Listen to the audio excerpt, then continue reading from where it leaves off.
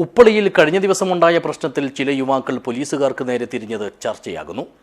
രാഷ്ട്രീയ പാർട്ടികളുടെ തണലിലാണ് ഇത്തരക്കാർ ടൗണിൽ വിലസുമെന്നും ഇവരെ നിയന്ത്രിക്കണമെന്നുമാണ് നാട്ടുകാർ പൊതുവിൽ അഭിപ്രായപ്പെടുന്നത്. This news sponsored by Shobhika Weddings, Big Mall, Kanjangad, Kozhikode, Koilandi and Kuttiyadi.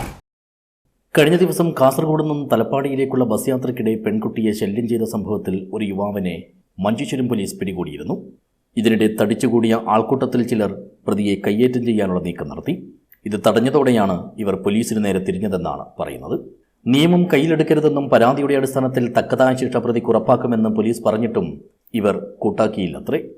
മാത്രമല്ല, ഇവർ പോലീസുകാരെ അസഭ്യം പറഞ്ഞ് വെല്ലുവിളിച്ചതായും ഒടുവിൽ കാര്യങ്ങൾ ജോലി തടസ്സപ്പെടുത്തുന്ന തരത്തിലേക്ക് എത്തിയതായും ആക്ഷേപമുണ്ട്. ചീത്ത പറഞ്ഞതിന്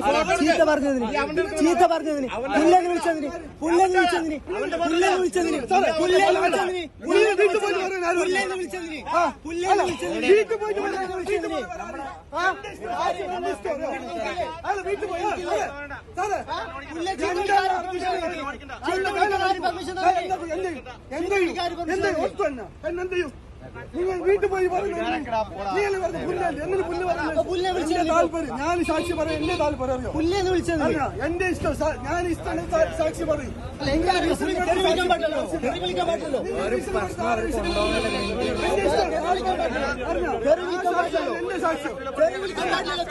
അതേസമയം ഈ പട്ടണത്തിൽ എന്ത് പ്രശ്നമുണ്ടായാലും അനാവശ്യമായി പോലീസുകാർക്ക് നേരെ ചിലർ തിരിയുന്നത് പതിവായി മാറിയിട്ടുണ്ടെന്നാണ് പൊതുവിലുയരുന്ന അഭിപ്രായം.